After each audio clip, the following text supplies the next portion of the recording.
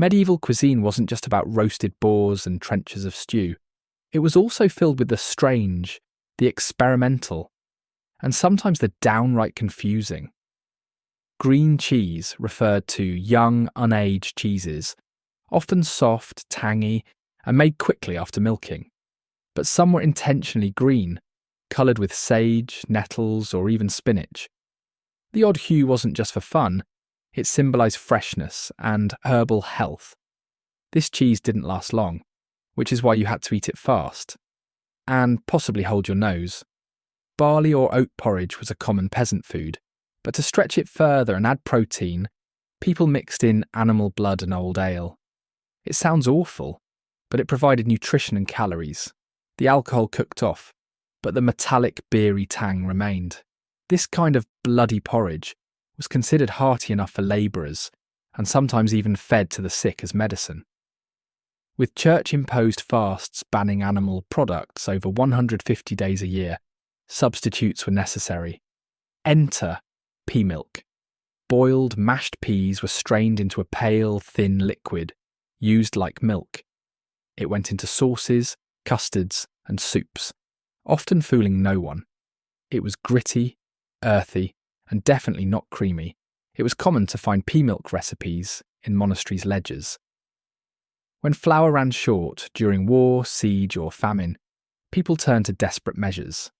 One of the strangest, fern root bread. Fern rhizomes were dug up, dried, crushed, and added to dough. The result was bitter, fibrous, and nearly inedible, but it kept people alive. In Iceland and parts of Scandinavia, this kind of survival bread was even considered safer than mouldy rye, which could cause hallucinations. Here's one to break your brain. During fasts, people still craved creamy textures, so cooks combined sweetened fish broth with eggs or almond milk, seasoned with sugar, cinnamon, and ginger. The result was fishy pudding. Royal chefs included these in lavish fast day feasts. Imagine a banquet where your dessert tastes like sweet soup with hints of trout. You won't find this one at the bakery. Toadstones, believed to be magical gems from a toad's head, were actually fossilised fish teeth. People ground them into powder and baked them into pies or tarts for protection against poison. This was so common that wealthy families had dedicated toadstone rings. They'd dip in food before eating, just in case someone was trying to kill them. Think jelly made from roses, violets, or marigolds sounds lovely. Now add vinegar and garlic. That's how medieval flour jelly worked. It wasn't just for sweetness, it was thought to balance the humours and improve digestion. Some flour jellies were dyed with saffron or beetroot and shaped in moulds of animals or faces, more artistic than appetising. Forget ovens. Some medieval foods were wrapped in clay and buried in coals to cook. When peeled open, the clay took off fur, feathers, or skin, leaving a perfectly steamed item beneath, be it bird, egg, or even root vegetable. This technique was surprisingly hygienic. In fact, it survived into early modern cooking, especially in rural areas. If your ale was flat and weak, why not improve it with sawdust? Brewers sometimes steeped ale in aromatic wood shavings like oak or fir, or bitter herbs like wormwood, to stretch it and add flavour, often more medicinal than tasty. Some unscrupulous sellers used it to cover up spoiled beer. Medieval authorities eventually had to regulate beer quality because of tricks like this. Egg whites were whipped, simmered, and jellied with vinegar and herbs, then moulded into fancy shapes and served cold. These weird egg jellies were dyed yellow with saffron, or red with hibiscus, and meant to impress guests. They were more about status and creativity than flavour. Sometimes they even glistened with edible gold dust. Food was a blend of scarcity, superstition, and status, and that led to some truly unforgettable dishes. Forget basic bread and cheese. Medieval royalty dined like gods. From rare imports guarded like treasure to dishes so complex they required their own rituals, food was far more than fuel. It was power. It was pageantry. It was politics. Eggs weren't just breakfast. They were royal building blocks of luxury cuisine, boiled, baked, stuffed with saffron and almond milk, or wrapped in gold leaf. Eggs symbolised fertility and divine favour. Special breeds of hens were kept just for royal households. Some kitchens used over 1,000 eggs per feast, and egg-based dishes were so prestigious that they often appeared at coronations. Before cow's milk was common in noble diets, almond milk was king. Smooth, rich and shelf-stable, it was used in sauces, stews and desserts. Almond milk was so prized that kings imported almonds by the ton. During Lent, when dairy was banned, almond milk kept royal dishes rich and creamy, without violating religious rules. Aspic was edible art. Meat stock was boiled until it jellied, flavoured with herbs and poured into ornate moulds. Some jellies encased flowers, birds, or whole-cooked fish. Royal chefs crafted illusion foods, gelatinous sculptures that looked like jewelled relics or even landscapes, meant to dazzle guests and intimidate rivals at the table. From cranes to herons, medieval kings hunted or imported exotic birds for their tables. But peacocks were the crown jewel, roasted then dressed in their own plumage and beak. These were served not for taste, but as trophies, a show of dominion over nature and wealth. Swans, meanwhile, were often royal property, marked with ownership notches on their beaks. Eels were fatty, abundant and easy to preserve. Kings consumed them fried, jellied or baked in elaborate pies shaped like dragons or shields. Eels were so valuable, they were used to pay rent and taxes. One English monastery owed the crown over 500,000 eels a year, and you can bet many ended up on royal plates. Pine nuts were small but mighty, used in everything from sauces to sweets. Their subtle, creamy flavour was perfect for rich medieval dishes. Because they had to be laboriously harvested by hand from tough pine cones and transported long distances, pine nuts were more expensive than some spices and treated like edible pearls. These Middle Eastern imports were often mashed into spreads, candies, or added to meat dishes for a sweet savoury mix. Figs were seen as a symbol of wisdom and prosperity. Royal apothecaries praised them as health foods and aphrodisiacs. Kings gifted fig and date treats to favoured allies and visiting envoys as edible diplomacy. Kings loved floral flavours. Rosewater and orange blossom syrups were drizzled over pastries, meats and even rice. They were fragrant, exotic and extremely costly. These ingredients were so luxurious that entire court gardens were devoted to cultivating roses and bitter oranges, solely for royal kitchens and apothecaries.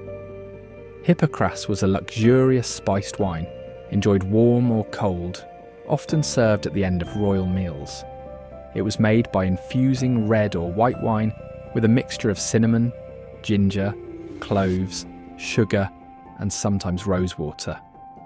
Named after the ancient physician Hippocrates, this drink was thought to aid digestion and extend life.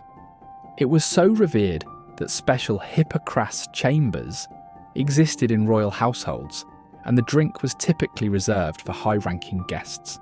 The preparation itself was ceremonial. Wine was filtered through a Hippocrates sleeve, a cone-shaped cloth bag, and presented in silver goblets with great flair. More than candy, marzipan was edible propaganda. Shaped into animals, saints, or entire battle scenes, these almond sugar sculptures were centerpiece desserts for royal banquets. Highly skilled artisans were employed just to make marzipan art. Some pieces were painted with natural dyes and cost more than a knight's yearly salary.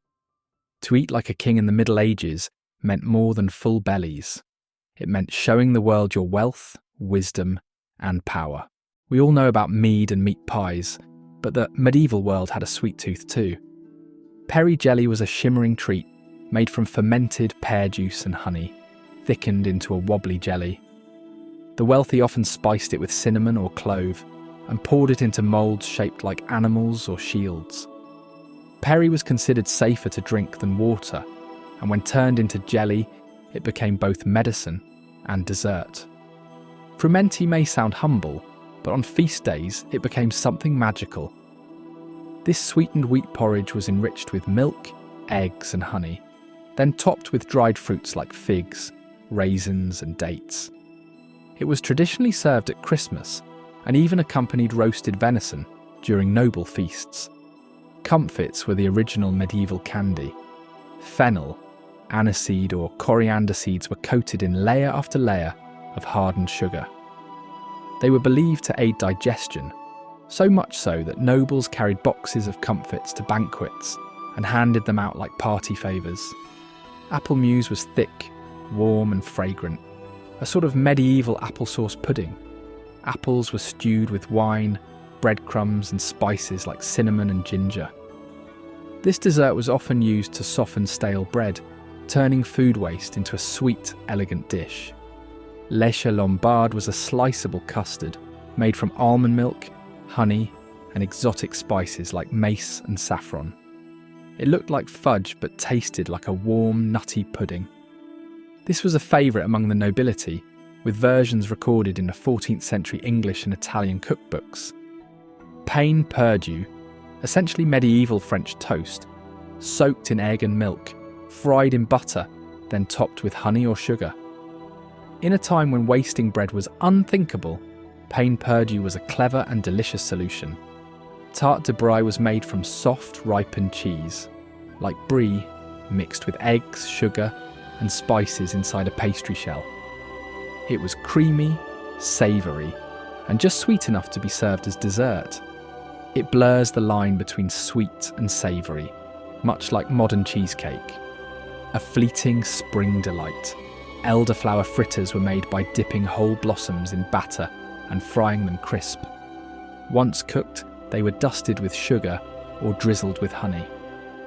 Elderflowers bloom for only a short time, so these fritters were a rare seasonal treat, often linked to fertility rituals. Sucket was the medieval answer to fruit candy. Fruits and peels were boiled in sugar syrup with spices, creating sticky, spiced jewels served in ornate bowls. Suckets were served with special silver sucket forks, early utensils for sweets. Chairisai, or cherry eyes, was a rich pudding made from cherries, wine, honey and rice flour. The result was thick, smooth and deeply flavourful. Medieval cooks believed red fruits promoted good health and balanced the humours of the body. Wafers were thin, crispy cakes often eaten with warm spiced wine or fruit syrups. They were a treat for special occasions like weddings or church feasts.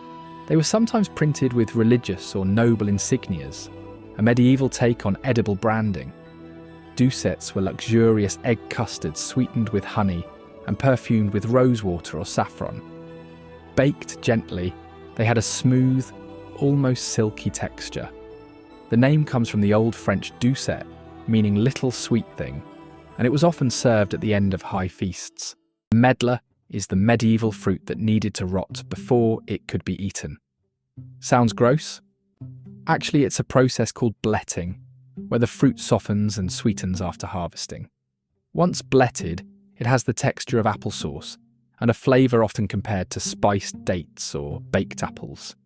Shakespeare called it open-arse fruit because, well, take a look. Medlars were a delicacy in Tudor England and often featured in pies and preserves. They also symbolised decay and time, making appearances in poetry and art. Looking like a lumpy apple and smelling like perfume, the quince was once more popular than apples themselves. Too tough and sour to eat raw, quinces were cooked into jellies and pastes like membrillo, still loved in Spain today. In medieval Europe, quince was also prized for its medicinal properties.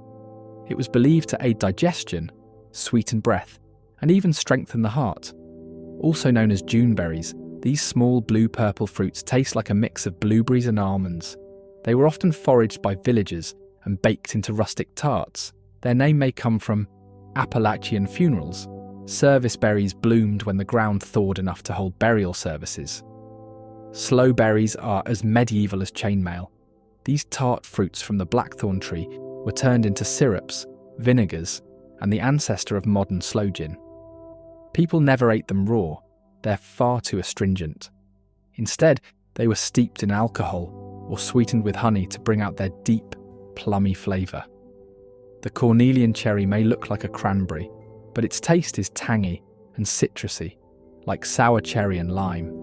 Popular in Byzantine and Eastern European cuisines, this fruit was often made into jams, fermented drinks, and even pickled. Romans loved it too. Legions carried the tough wood for spears and the fruit for energy. Mulberries were so beloved in the Middle Ages, some monasteries cultivated them for their sweet juice and for silkworms, which feed exclusively on mulberry leaves.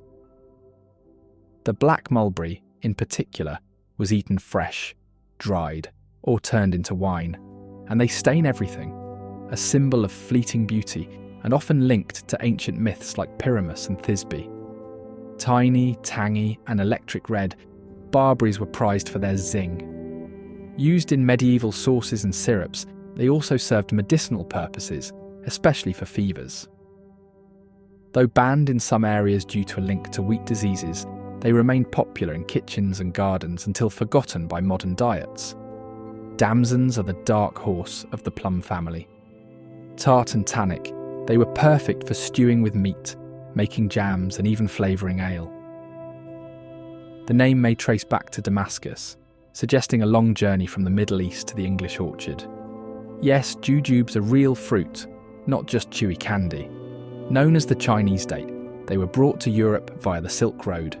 Dried, they're chewy and date-like. Fresh, they're crisp and apple-like.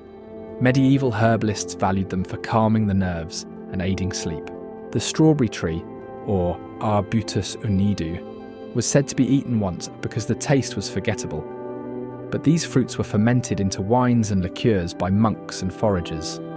It's one of the few fruits that ripens in autumn and blooms at the same time, making it a symbol of rebirth and duality.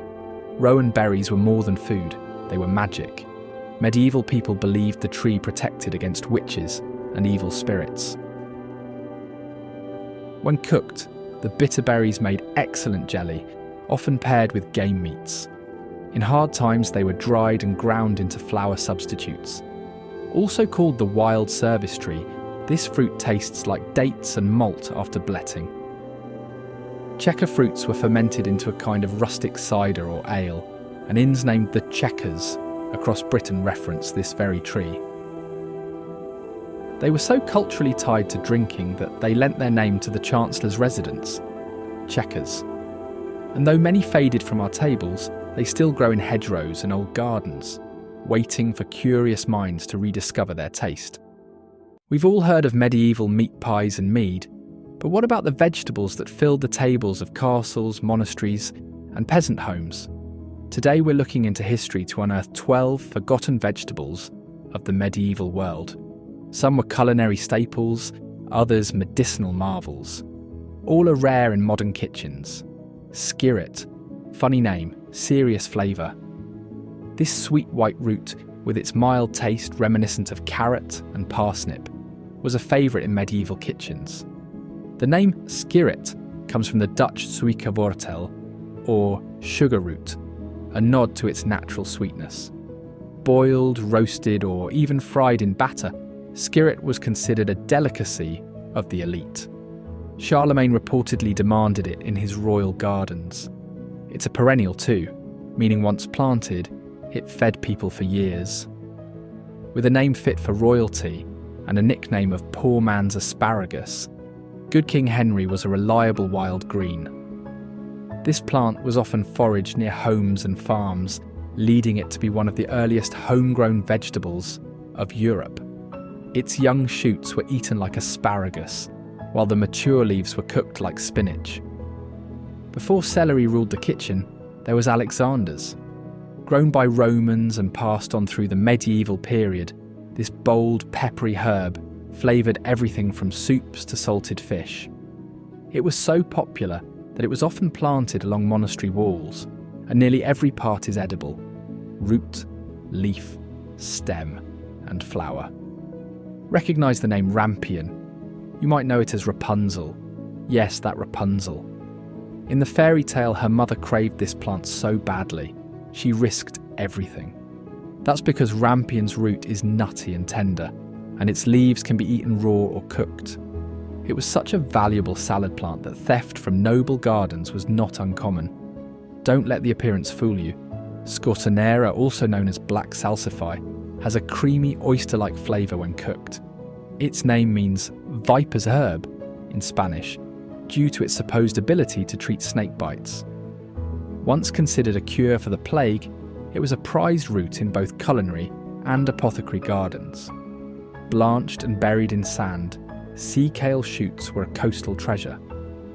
This seaside vegetable was a staple in monastic gardens, especially in the British Isles. In Victorian times, it made a comeback and was considered a gourmet delicacy in Britain. What if you could eat your parsley from the bottom up? Parsley root is a forgotten cousin of the common herb, cultivated for its white, aromatic root. Used in broths, stews, and even sweet dishes, it had a parsley meets carrot flavour. Medieval cooks favoured it over carrots, in regions where orange carrots had yet to dominate the field. While we still eat turnips, the greens often go to waste, but in the medieval world, they were essential. Boiled, pickled, or sautéed with vinegar and spices, turnip tops were rich in nutrients and flavour. Turnip greens were so valued that crop rotation systems were designed in part to ensure their steady supply. Strong, savoury, and celery-like, lovage was the medieval MSG. Used to flavour broths, meats and sauces, it was also brewed into teas and digestive tonics. Monks planted it widely for both food and medicine. Think lettuce is just for salads? Meet cheltus, a variety grown for its crunchy, juicy stem. It was often peeled and stir-fried, and its mild, nutty flavour made it popular in Asia and parts of southern Europe. Though Celtus faded from European fields, it's still popular in Chinese cuisine today. With a taste like sweet chestnuts and parsnip, chervil root was a prized winter food. It was slow to grow but stored well, ideal for lean months in medieval climates. This root was so delicate in flavour that nobles reserved it for fine stews and feast day dishes. We still use the root to spice up our roasts, but in medieval times, horseradish leaves were just as important. Their peppery bite added kick to meat pies, sausages, and fresh salads. Beyond food, horseradish was thought to cure everything from scurvy to snake bites. Truly a hot commodity. From castle banquets to peasant stews, these vegetables once fed medieval Europe with flavour, variety, and vital nutrients